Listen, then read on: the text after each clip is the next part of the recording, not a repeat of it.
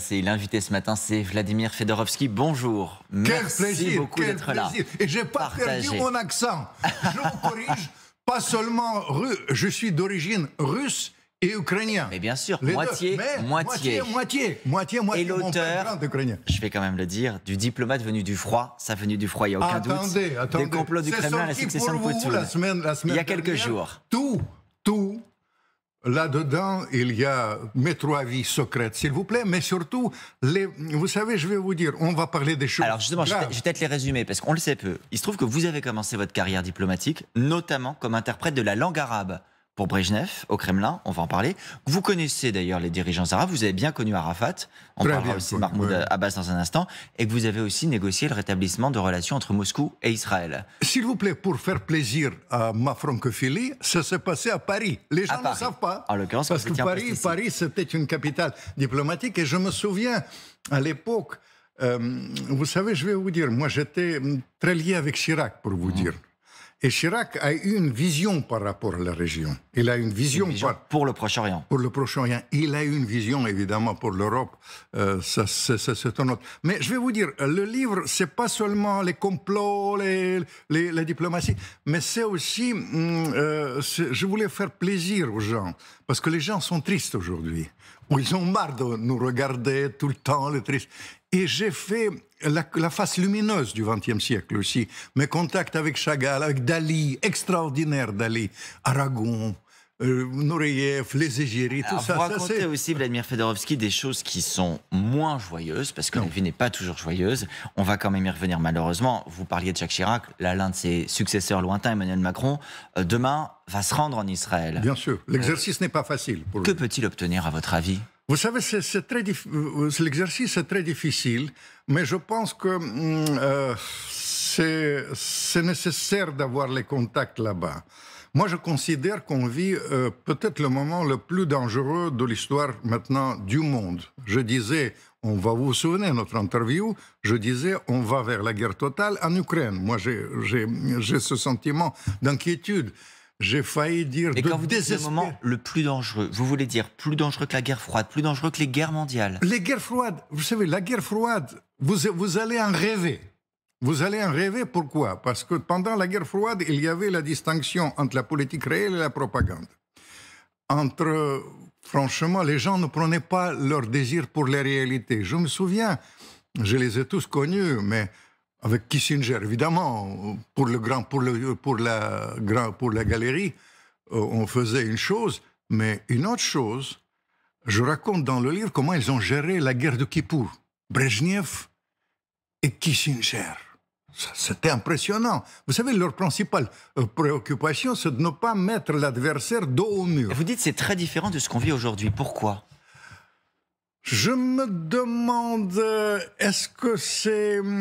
il y a la manque de la région, la manque de connaissance de la région. Vous savez, parfois, les gens sous-estiment certains aspects. L'aspect de la rue arabe, l'influence de la rue arabe sur la politique internationale, c'est très important, les gens ne savent pas. Je me souviens, à l'époque, je vais vous dire, pendant la guerre froide aussi, il y avait, ça concerne plus l'Europe, il y avait beaucoup de traités. Moi, j'ai écrit beaucoup de traités physiquement. Aucun de ces traités n'existe pas tous les jours. Les Russes, les Américains sortent des traités. Est-ce qu'il n'y a pas une question, Vladimir Fedorovski, aussi de la stature de certains hommes et de responsables? Je disais en introduction, vous avez bien connu les dirigeants arabes comme Yasser Arafat. Qu'on aime ou qu'on n'aime pas, pour le coup, c'était un dirigeant qui pouvait parler au nom des Palestiniens. Aujourd'hui, Mahmoud Abbas est très critiqué. Sur le plateau de Darius Rejma hier sur LCI, l'ambassadrice de Palestine en France disait il faudrait qu'Emmanuel Macron aille aussi en Cisjordanie occupée, aussi rencontrer Mahmoud Abbas, mais est-ce que vraiment il compte encore? Est-ce qu'il pèse encore? Est-ce qu'il sert à quelque chose en réalité? C'est très dangereux, je vais vous dire. Il y a une multiplication tout d'abord des autorités dans le monde, mon cher. Pourquoi c'est difficile maintenant? Parce qu'avant, il y avait l'embrasement dans la région, mais il y avait Brejnev et le Kissinger. Il y avait des puissances qui... Maintenant, il y en a plein. Il y a l'Iran, il y a les pays arabes, il y a, et à l'intérieur des Palestiniens, c'est une difficulté. Je vais vous dire, moi j'ai un ami qui a fait une sorte d'étude, d'enquête, je dirais, extraordinaire. C'est un grand penseur juif dans la réalité. Il est basé à Jérusalem aujourd'hui, je le salue s'il nous l'écoute, Gurfinkel. Il a fait étudier comment les Israéliens ont été piégés par Hamas. Ça, c'est une... cliquez Gurfinkel, le piège diabolique, il dit diabolique. Pourquoi? Parce que vous savez, Hamas, il était toujours en contact avec les Israéliens.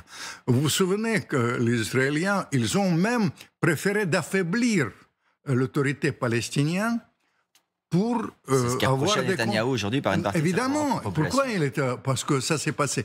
Et après, il y avait, je ne vais pas vous raconter son enquête, mais ils ont été piégés parce que Hamas a donné certaines informations aux Israéliens pour, vous savez, concernant le djihad islamique là-bas, palestinien.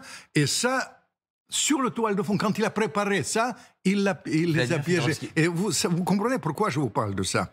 Parce que l'affaiblissement de l'autorité, pas d'interlocuteur. Tout le monde dos au mur là-bas et la perspective d'embrasement.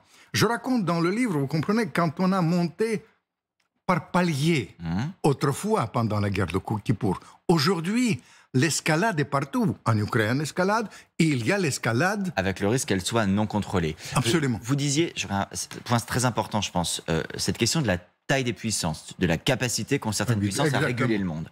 Il y a des puissances qui ont émergé depuis le moment où vous étiez vous-même diplomate. Prenons l'exemple du Qatar, c'est assez saisissant. On a des otages aujourd'hui, occidentaux notamment, mais pas que, dans la bande de Gaza, potentiellement des Français, une otage confirmée et 6 qui sont toujours portés disparus par ailleurs. Il se trouve qu'en fin de semaine dernière, 2 otages américaines ont été libérés. Qu'a dit le président français à ce moment-là? Il a estimé que le Qatar avait joué un rôle très important. Il a souligné qu'à travers divers contacts par le truchement du Qatar, nous pouvons espérer des solutions pour sortir le maximum d'otages. Le Qatar est-il aujourd'hui aussi, à vos yeux, la meilleure chance de faire sortir les otages? Qatar, l'Arabie Saoudite, les Égyptiens, il ne faut pas sous-estimer, mais tout le monde est bienvenu. Vous comprenez, aujourd'hui, on parle de la géopolitique, mais comme j'étais mêlé à cette histoire de libération d'otages Vous avez vous-même négocié. Mythique. On était 3. Extraordinaire histoire, il faut que je parle de ça. Il y avait un des meilleurs arabisants français, l'ambassadeur d'Estremo, un Américain, et moi.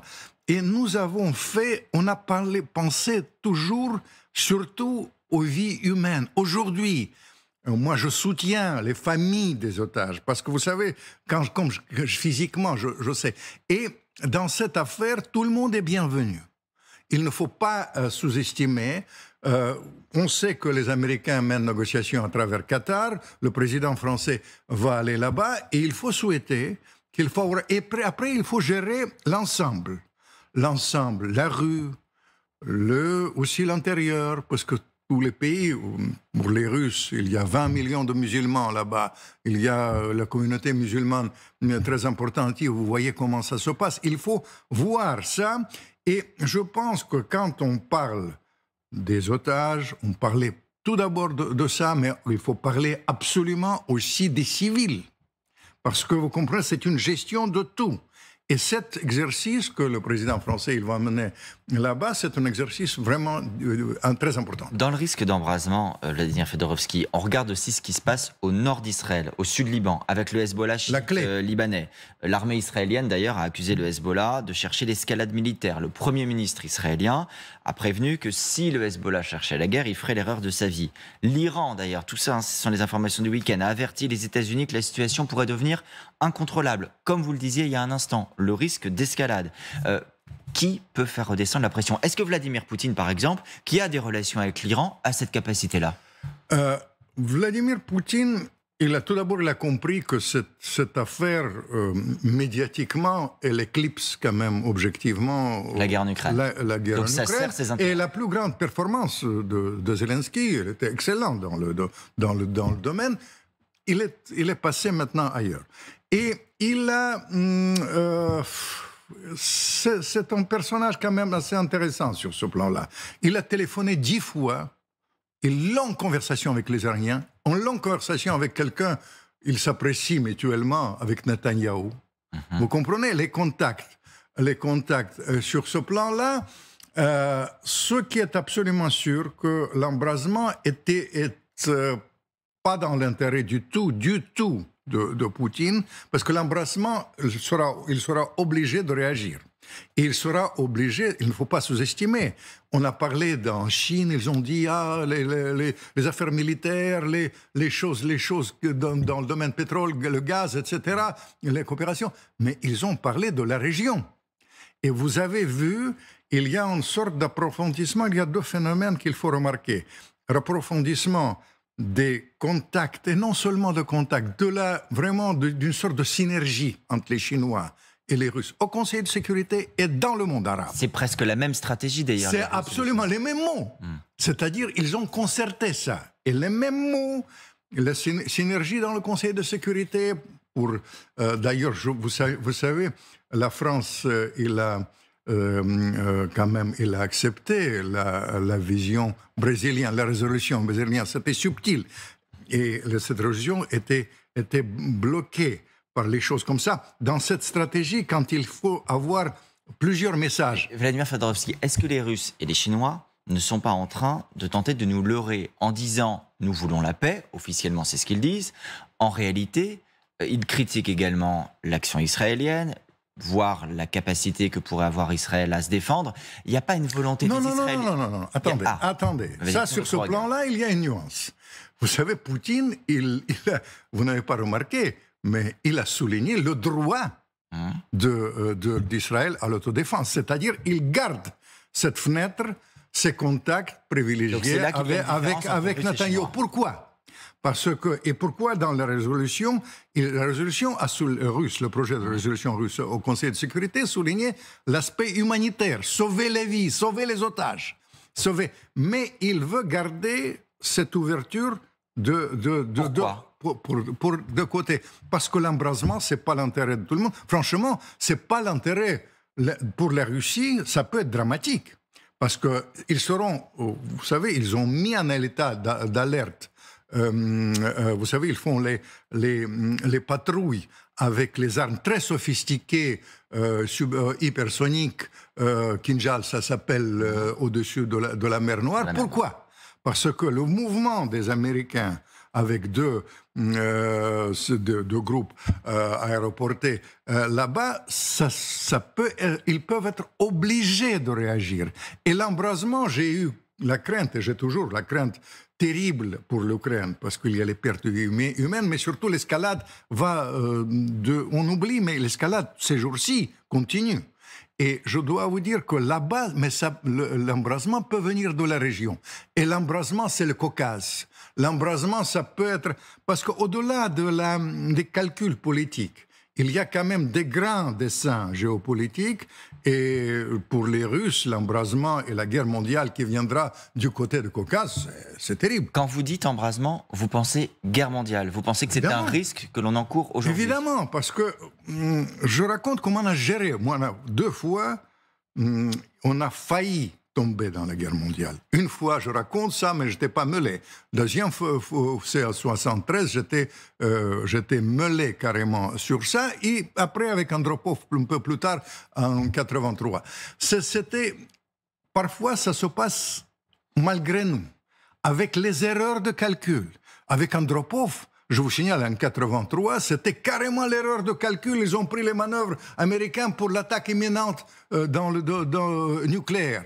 Mais comment ça s'est passé? Ils ont pris le téléphone, ils ont longuement parlé, comme Kissinger, quand il y avait l'état d'alerte des forces, les Russes sont prêts à aller au Proche-Orient. Il a pris l'avion, il a parlé avec Brejnev, il a subi quelque chose de terrible. J'étais témoin. Brejnev, qui était un homme sentimental, il s'embrassait. Il s'embrassait, je dois vous prévenir, sur la bouche. Et Kissinger, il a accepté ça pour la paix. Vous comprenez? Il se sacrifiait. Je m'apprêtais à résumer votre propos en disant il faut se parler pour éviter la guerre. Là, vous nous allez encore plus loin. Joe Biden, le président américain, il y a quelques jours, a fait un comparatif qui a été relevé. Il estime que le Hamas palestinien donc, et le président russe Vladimir Poutine représentent tous les deux, certes, des menaces différentes, mais veulent tous les deux complètement anéantir une démocratie voisine. Est-ce que vous voyez ce parallèle entre le Hamas et Vladimir Poutine? L'un sur Israël, l'autre sur l'Ukraine. Vous savez, il est dans la logique de la propagande. J'apprécie Biden. J'ai connu Biden comme spécialiste des armes.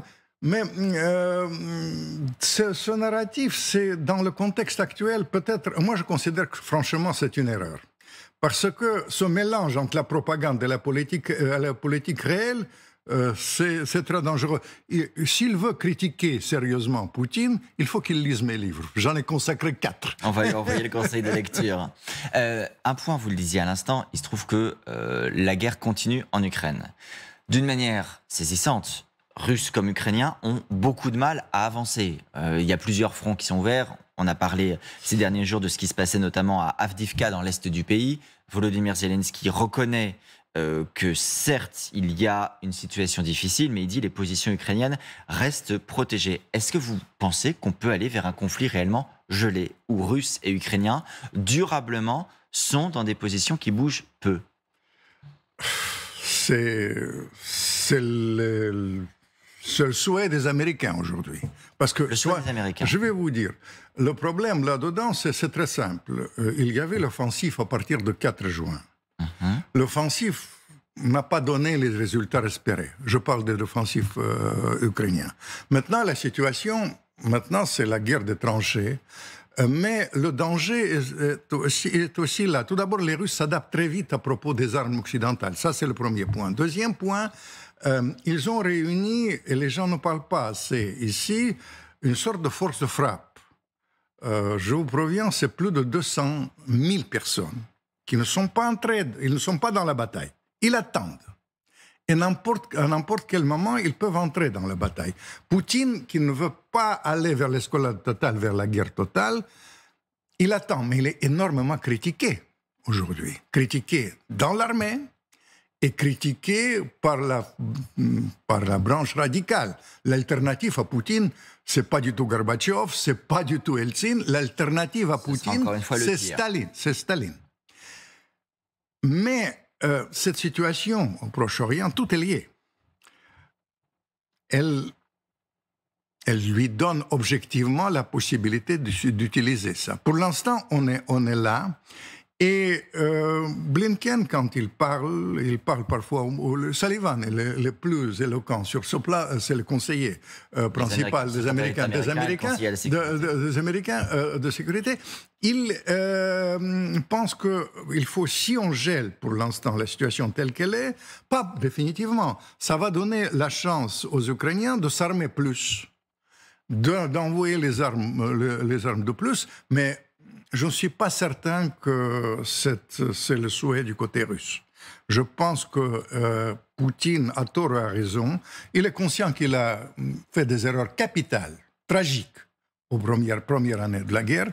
Deuxième année de la guerre, tout le monde est d'accord, l'aviation, l'artillerie, il domine dans ce domaine. Et puis l'offensive, utilisons les termes diplomatiques, n'a donné, c'est la situation contradictoire, disons pour l'instant. Alors vous comprenez, mais on fait encore une fois les paliers. Je vous ai parlé des paliers au Proche-Orient. Les Hezbollah, l'Iran, après Caucase, après la guerre mondiale. Et ici, les armes. On a dit on ne livre pas les armes les plus sophistiquées, on ne livre pas l'avion. On livre, et on y va plus loin. Et ça peut donner, on a utilisé le terme, la situation incontrôlable. Et c'est pour ça, je suis très inquiet et je soutiens chaque fois, vous savez, les efforts dans le sens de la diplomatie. Mais je crains que la diplomatie est presque morte aujourd'hui. Et je pense qu'il faut qu'elle revienne. D'où vient la nécessité d'avoir... Il y avait une déclaration hier d'ailleurs des Occidentaux, y compris de la France, dans le sens qu'il faut parler de libérer les otages, mais aussi respecter le droit humanitaire, etc. L'appel de Vladimir Fedorovski ce matin sur LCI, il faut parler et faire revivre la diplomatie. Le diplomate venu du froid, des complots du Kremlin à la succession de Poutine, c'est chez Ballant. Merci beaucoup d'avoir été là ce matin.